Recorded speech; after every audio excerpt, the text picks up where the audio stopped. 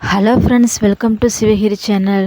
இன்றைக்கி வந்து பார்த்திங்கன்னா காலையிலே வந்து லட்சுமி வந்து நம்ம வீட்டுக்கு வந்துட்டாங்க. நான் சொல்லியிருக்கேன்ல, 2-3 வீடியோலலாம் சொல்லியிருப்பேன். அந்த மாடு வந்து பார்த்திங்கன்னா யாரோடைய மாடுன்னே தெரியாது. ஆனால் இப்போ 2-3 வருஷமாக டெய்லிக்குமே நம்ம வீட்டுக்கு வந்துடுவாங்க. வந்து காலையில் தண்ணி குடிச்சிட்டு தான் அதுக்கப்புறம் மேயவே போகும். சொல்லுவாங்க இல்லைங்களா, 5 அறிவு ஜீவனுக்குள்ள பாசம் மனிதர்களுக்கு எடுக்காது அப்படின்னுங்கிறது. அது என்னமோ உண்மைதான். என்னை வந்து பார்த்திங்கன்னா இந்த மாடு ஒரு 2-3 டைம் தான் பார்த்துருக்கோம். ஆனால் வந்து என்னை பார்த்ததோடயே அவ்வளோ ஒரு பாசமாக தலையெல்லாம் ஆட்டும். நம்ம வீட்டில் வந்து தண்ணி குடிச்சிட்டு தான் அதுக்கப்புறம் பார்த்திங்கன்னா அவங்க மேயவே போவாங்க. இன்றைக்கும் அப்படி தான் டெய்லிக்கும் போல் வந்துட்டாங்க. அவங்க தண்ணி வச்சுட்டு காலையில் அப்புறம் வந்து என்னோடய வேலையெல்லாம் ஸ்டார்ட் பண்ண ஆரம்பிச்சிட்டேன். அதன் பிறகு பார்த்திங்கன்னா பால் கொண்டுட்டு வந்து கொடுத்துட்டாங்க எப்போதும் போல். நம்ம வீட்டில் வந்து பார்த்திங்கன்னா பாக்கெட் பால் அதிகமாக வாங்க மாட்டோம். பசும்பால் தான் வாங்கி யூஸ் பண்ணுறது. பாக்கெட் பால் வந்து சளி பிடிக்குன்னு சொல்லிட்டு அதிகமாக வாங்குறது கிடையாது. அதன் பிறகு பார்த்திங்கன்னா கொல்லைக்கு வந்து வந்தாச்சு. இன்றைக்கி கொஞ்சம் தலைக்கு தேய்ச்சி குளிக்கிறதுக்கு செம்பருத்தி பூ எடுக்கலாம் அப்படின்னு சொல்லிட்டு தான் வந்திருந்தேன். வந்து பார்த்தா காலையில் ஒரு ஷார்ட்ஸ் கூட கொடுத்துருப்பேன் இல்லைங்களா, அந்த பொன்வண்டு ஷார்ட்ஸ்ன்னு சொல்லிட்டு ஒன்று கொடுத்துருப்பேன். அது நான் வந்து எங்கேயோ நின்று ப்ரெஸ் பண்ணிக்கிட்டு தான் பார்த்துட்டு இருந்தேன். செடிகள், இந்த குயிலெலாம் காலையில் பார்த்திங்கன்னா கத்துறது அவ்வளோ ஒரு இதாக இருந்துச்சு, சந்தோஷமாக இருந்துச்சு. அதை கேட்டுகிட்டே பார்த்திங்கன்னா ப்ரெஸ் பண்ணிவிட்டு இருந்தேன். அந்த பொன்வண்டு வந்து கலர் அவ்வளோ ஒரு அழகாக இருந்துச்சு. அதுதான் உங்களுக்கு ஒரு ஷார்ட்ஸ் வந்து கொடுத்துருப்பேன். அதையும் வந்து நீங்கள் மறக்காமல் பாருங்கள், பார்க்குறதா இருந்ததுன்னா.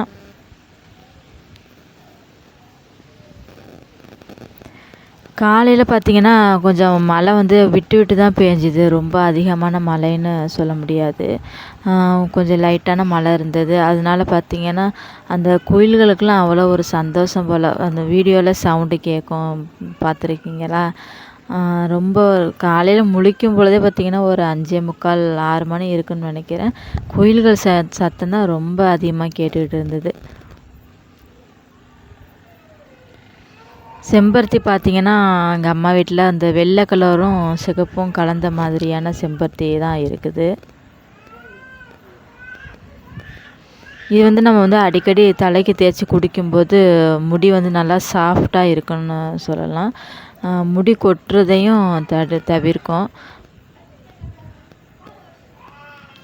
நம்ம அந்த செம்பருத்தியோடு சேர்த்து கொஞ்சம் வந்து தயிருக்கு சேர்த்து நம்ம வந்து மிக்சியில் அரைச்சிக்கிட்டு அது வந்து ஒரு மாதத்தில் ஒரு தடவை இல்லைன்னா 2 தடவை அப்ளை பண்ணும் பொழுது நல்லா வந்து ஷைனிங்காக இருக்கும் முடியானது. நீங்களும் ட்ரை பண்ணி பாருங்கள். பார்த்துட்டு உங்களோட கமெண்ட் எதுவாக இருந்தாலும் மறக்காமல் எனக்கு சொல்லுங்கள். மதியம் சாப்பிட்றதுக்கு பார்த்திங்கன்னா வாழை இலை எடுக்கலான்னு சொல்லி வந்திருந்தேன். ஆனால் வந்து வாழை இலை பார்த்திங்கன்னா விரியலை இன்னமும்.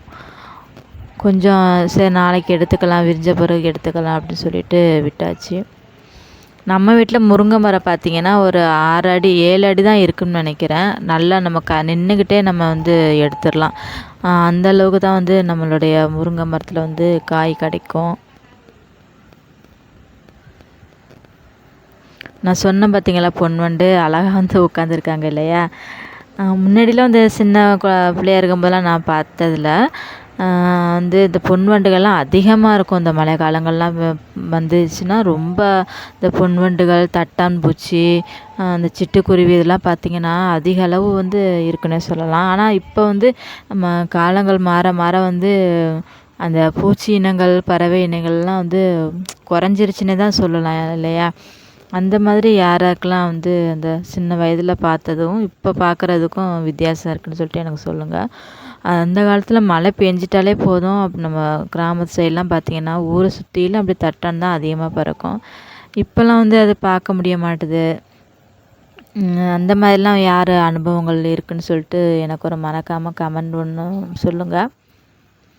அதன் பிறகு பார்த்திங்கன்னா எல்லா செம்பருத்தியும் எடுத்துகிட்டு வந்து கொஞ்சம் தயிர் ஊற்றி அரைச்சி எடுத்து வச்சுக்கிட்டேன். எடுத்து வச்சுட்டு குளிச்சுட்டு பார்த்திங்கன்னா காலையில் சமைக்க ஆரம்பித்தாச்சு. இன்றைக்கி வந்து பார்த்திங்கன்னா சிம்பிளாக ஒரு தக்காளி சட்னி வச்சுட்டு தோசை ரெடி பண்ணிடலாம் அப்படின்னு சொல்லிட்டு தான் காலை டிஃபன் வந்து செஞ்சேன். இந்த தக்காளி சட்னி வந்து பார்த்திங்கன்னா ரொம்ப டேஸ்ட்டாக இருக்கும். இதனோட தக்காளி சட்னி நம்ம செய்யும் பொழுது அதில் கொஞ்சம் புதினா கொத்தமல்லியும் சேர்த்துக்கோங்க, நல்லா ஒரு டேஸ்ட்டை கொடுக்கும். இந்த மாதிரி நம்ம அந்த சட்னி வகையிலலாம் இந்த புதினா கொத்தமல்லி வந்து அடிக்கடி சேர்த்துக்கும் பொழுது பார்த்திங்கன்னா அந்த உடம்புல உள்ள கழிவுகள் எல்லாம் வந்து அதிகமாக வெளியேற்றுன்னு சொல்லலாம். அந்த கீரைகள் வந்து பார்த்திங்கன்னா நல்ல ஒரு அது மட்டும் இல்லாமல் ஒரு புத்துணர்ச்சியும் நமக்கு கொடுக்கும் உடம்புக்கு. நல்லா குளிர்ச்சியையும் கொடுக்கக்கூடாது. அதனால் இந்த புதினா கொத்தமல்லி இலைகள்லாம் வந்து கொஞ்சம் அடிக்கடி நம்ம வந்து சமையலில் வந்து சேர்த்துக்கலாம். இந்த சட்னி பார்த்திங்கன்னா கொஞ்சமாக அன்றைக்கி சின்ன வெங்காயம் தான் எடுத்திருக்கேன். சின்ன வெங்காயம், ஒரு மீடியம் சைஸ் அளவுக்கு தக்காளி, 2 பட்டை மிளகாய், ஒரு 2 3 துண்டு வந்து பூண்டு நம்ம அதில் போட்டு நல்லா வதக்கி எடுத்துக்கலாம்.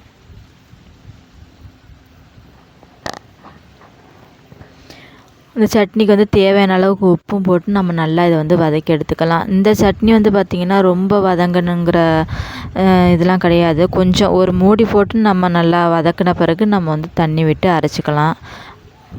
ஒரு 5 நிமிஷத்தில் வந்து இந்த சட்னி வந்து நம்ம ரெடி பண்ணிக்கலாம்.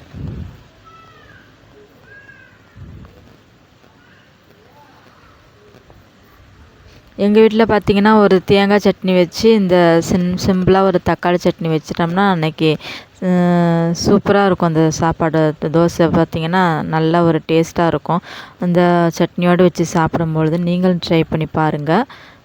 எண்ணெய் ஊற்றி கொஞ்சம் சின்ன வெங்காயம், தக்காளி மீடியம் சைஸ் அளவு தக்காளி, பட்டை மிளகாய் ஒரு 2, பூண்டு ஒரு 2 3 பல் போட்டு நல்லா வெந்த பிறகு பார்த்திங்கன்னா நம்ம இறக்கி மிக்ஸி ஜாரில் போட்டு நம்ம வந்து சட்னி ரெடி பண்ணிக்க வேண்டியதான். கடைசியில் தான் வந்து நம்ம புதினா கொத்தமல்லி போடணும். எப்போதுமே நீங்கள் ஸ்டார்டிங்கில் வந்து போட்டுறாதீங்க, அது டேஸ்ட் வந்து நல்லா இருக்காது.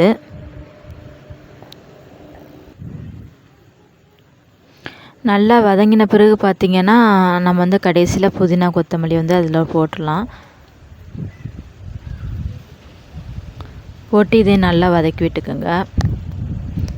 இந்த சட்னி வந்து பார்த்திங்கன்னா ரொம்ப வதங்கணும் அப்படின்லாம் கிடையாது. கொஞ்சம் பாதி அளவுக்கு வெந்தாலே போதும். டக்குன்னு ஒரு 5 நிமிஷத்தில் வந்து நம்ம ரெடி பண்ணிடலாம் அந்த சட்னியை. நீங்களும் வீட்டில் ட்ரை பண்ணி பாருங்கள். பார்த்துட்டு உங்களுடைய கமெண்ட் எதுவாக இருந்தாலும் எனக்கு மறக்காமல் சொல்லுங்கள்.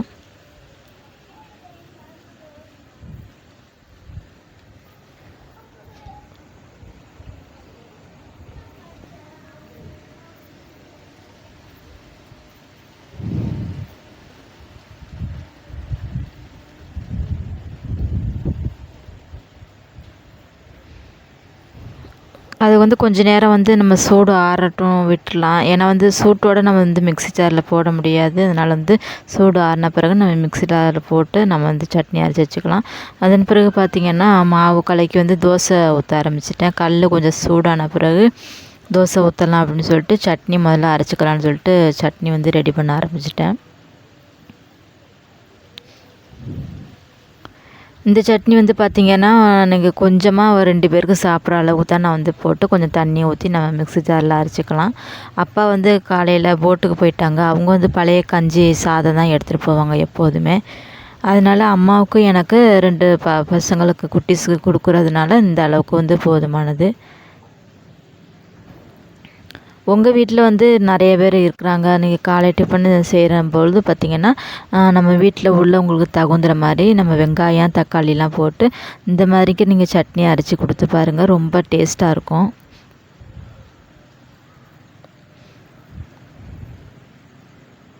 இப்போ பார்த்திங்கன்னா ஒரு 2 3 சுற்று நான் வந்து மிக்ஸி ஜாரில் விட்டு இந்த சட்னி வந்து அரைச்சி எடுத்துக்கிட்டேன்.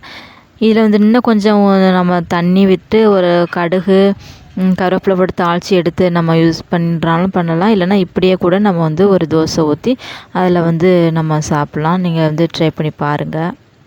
அப்புறம் பார்த்திங்கன்னா தோசைகள் வந்து நல்லா சுட ஆரம்பிச்சிருச்சு. நல்லா ஹீட்டாக இருந்துச்சு. அதில் வந்து தோசை ஊற்றிட்டேன்.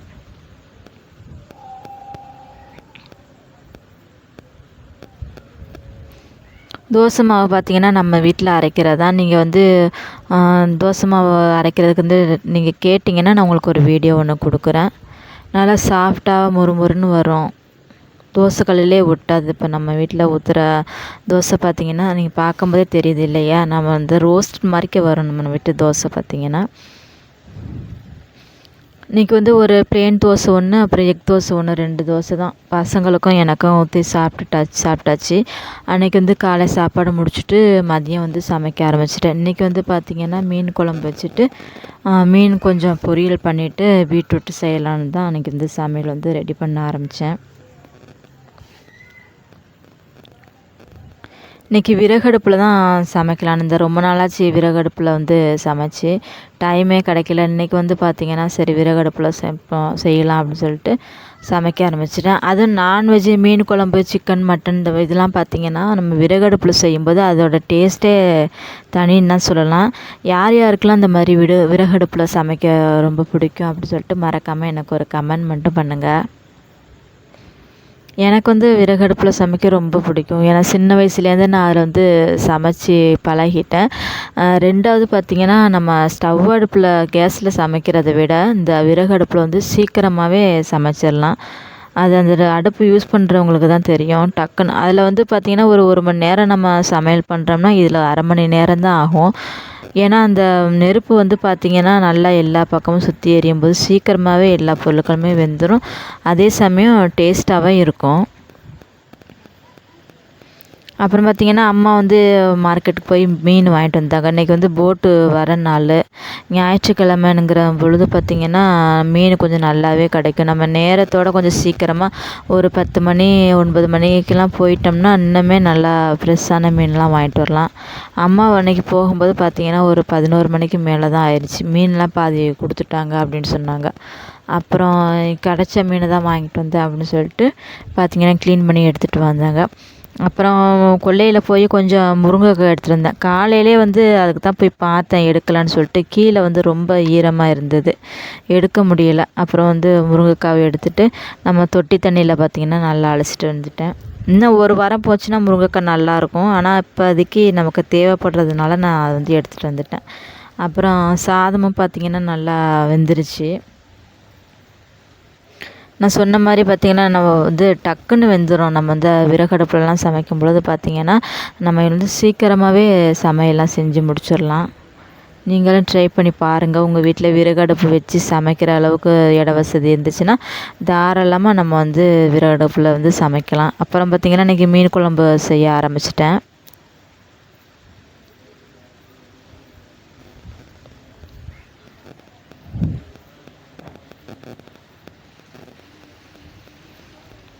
மீன் குழம்புக்கு தேவையான பொருட்கள் பார்த்திங்கன்னா கொஞ்சம் வெந்தயம், சின்ன வெங்காயம் கொஞ்சம் நச்சு வச்சுருக்கிறேன். பூண்டு 4-5 துண்டு வந்து தட்டி வச்சுருக்கேன். வடகம், கருவேப்பிலை.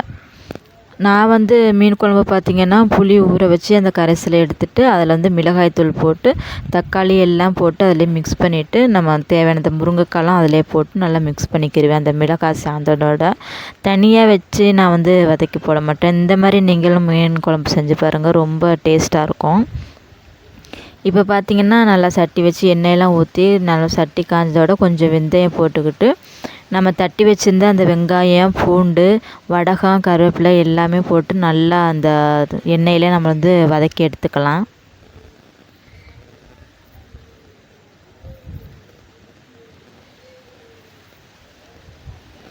நல்லா அந்த பச்சை வாசனை போகிற அளவுக்கு நம்ம வதக்கும் பொழுது பார்த்திங்கன்னா நல்லா ஒரு டேஸ்ட்டாக இருக்கும். வெங்காயம் வந்து நான் பார்த்தேன்னா தோல்லாம் உரிக்க மாட்டேன். இந்த மீன் குழம்புக்கு மட்டும் அந்த தோலோடு தான் போட்டு நல்லா வதக்கிட்டு அந்த மீன் குழம்பு செய்யும் பொழுது சூப்பராக இருக்கும். நீங்களும் ட்ரை பண்ணி பாருங்கள். இப்போ பார்த்திங்கன்னா நல்லா எல்லாமே சாஃப்டாக வந்து வெந்துருச்சு அந்த எண்ணெயிலே பார்த்திங்கன்னா. இப்போ பார்த்திங்கன்னா நம்ம கரைச்சி வச்சுருந்தா அந்த கரைசலை வந்து நம்ம ஊற்றிடலாம். மிளகாய் சாந்து கரைசலை வந்து நம்ம அந்த குழம்பு மேலே வந்து ஊற்றிடலாம் சட்டியில்.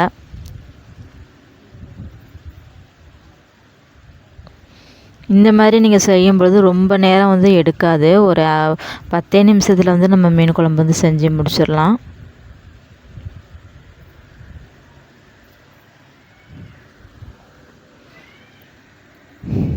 இன்றைக்கி பார்த்திங்கன்னா வாழை மீன், பண்ணை மீன் தான் வாங்கிட்டு வந்தாங்க. அது உடம்புலாம் பார்த்திங்கன்னா பொரிச்சிட்டு தலையை மட்டும் குழம்புக்கு போட்டுடலான்னு சொல்லிட்டு எடுத்து வச்சுருக்கிறேன். மீன் குழம்பு பார்த்திங்கன்னா நல்லா ஒரு கொதி ஒன்று கொதிச்சிச்சு. இந்த நேரத்தில் நம்ம க்ளீன் பண்ணி வச்சுருந்த மீன் எல்லாத்தையுமே வந்து அதில் போட்டுடலாம்.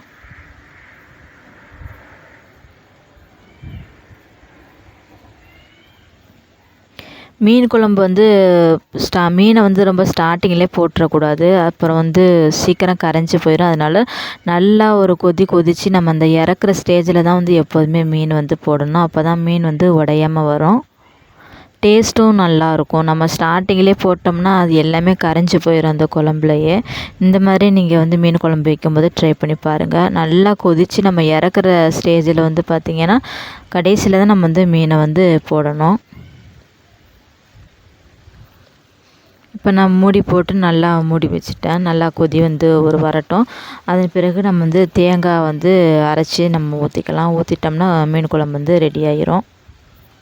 இன்றைக்கி பார்த்திங்கன்னா ஒரு பாதி சைஸளவு தேங்காவை தான் துருவி வச்ச தேங்காவை நல்லா பேஸ்ட்டாக அரைச்சி நான் மையாக அரைச்சி எடுத்துக்கிறேன். இன்றைக்கி பார்த்திங்கன்னா குழம்பு நல்லா கொதித்து நல்லா பாதி அளவுக்கு சுண்டிடுச்சு பார்த்திங்களா. அந்த ஸ்டேஜில் நம்ம அரைச்சி வச்சுருந்த அந்த தேங்காய் தண்ணி வந்து நம்ம இதில் வந்து ஊற்றிடலாம்.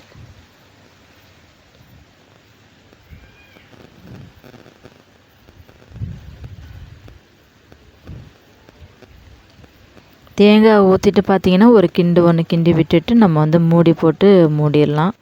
தேங்காய் ஊற்றின பிறகு எப்போதுமே குழம்பு வந்து அதிக நேரம் கொதிக்க வைக்காதீங்க. ஏன்னா டேஸ்ட்டு நல்லா இருக்காது. ஒரு கிண்டி விட்டுட்டு ஒரு மூடியை போட்டு ஒரு 2 கொதி வந்ததோடு நம்ம வந்து இறக்கி வச்சிடலாம் தனியாக மீன் குழம்ப. இப்போ பார்த்திங்கன்னா கலரும் வந்து சூப்பராக இருக்குது பார்த்திங்களா. பார்க்கும்போதே தெரியுது இல்லையா.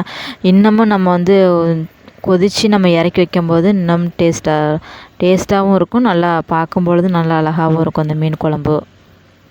இப்போ பார்த்திங்கன்னா நல்லா ஒரு கொதிச்சிருச்சு. நான் வந்து கீழே இறக்கி வச்சிடறேன். இறக்கி வச்சுட்டு மீனை வந்து பொரித்து எடுத்துக்கலாம். மூடி ஒன்று போட்டு மூடி வச்சுருவோம். ஒரு 5 நிமிஷம் அப்படியே இருக்கட்டும். இப்போ பார்த்திங்கன்னா மீன் வந்து பொரிக்க ஆரம்பிச்சிட்டேன் சட்டி வச்சு.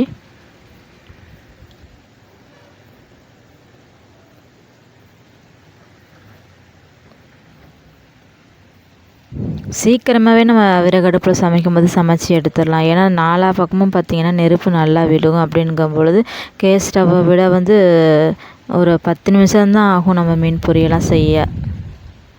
இப்போ பார்த்திங்கன்னா எண்ணெயெல்லாம் விட்டுட்டு நான் வந்து மீன்லாம் போட்டு பொரித்து எடுத்துருக்குறேன். விறகடுப்பில் சமைக்கும்போது பார்த்திங்கன்னா சீக்கிரமே கருகி போயிடும். மீன் பொரிக்கிறதா இருந்தால் நம்ம வந்து கொஞ்சம் பார்த்து அடிக்கடி அந்த எண்ணெயெல்லாம் எல்லாம் சரிசமமாக இருக்கிற அளவுக்கு வந்து போட்டு நம்ம வந்து மீனை வந்து அடிக்கடி திருப்பி விட்டுக்கிட்டே இருக்கணும். இல்லைன்னா கருகி போயிடும். இப்போ பார்த்திங்கன்னா ஒரு பக்கம் நல்லா வெந்துருச்சு. எல்லாம் மசாலாக்களுமே அதில் சார்ந்து வெந்துருச்சு. இப்போ வந்து திருப்பி போட்டுக்கலாம் அந்த நேரத்தில் நம்ம.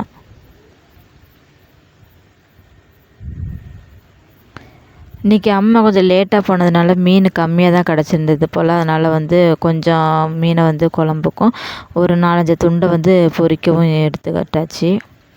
கொஞ்சம் சீக்கிரமாக நம்ம போனோம்னா இன்னும் நிறைய மீன்லாம் வாங்கிட்டு வரலாம். நம்ம வந்து ஏரியா வந்து பார்த்திங்கன்னா போட்டு மீன்லாம் அதிகமாக இருக்கிற இடங்கிறதுனால மீன் கொஞ்சம் நமக்கு தாராளமாகவே கிடைக்கும். கொஞ்சம் சீக்கிரமாக போனோம்னா நம்ம நிறைய மீன் வாங்கிட்டு வரலாம். இப்போ பார்த்திங்கன்னா மீனில் வந்து நல்லா பொரித்து எடுத்துக்கிட்டேன். அதன் பிறகு பார்த்திங்கன்னா பீட்ரூட்டையும் வந்து இன்றைக்கி சுண்டி எடுத்துக்கிட்டாச்சு. பீட்ரூட் வந்து நீங்கள் அடிக்கடி உடம்புல வந்து உணவில் வந்து சேர்த்துக்கங்க. ரொம்ப சத்து. இந்த வீடியோ பிடிச்சிருந்துச்சின்னா மறக்காமல் ஒரு லைக் மட்டும் பண்ணுங்கள்.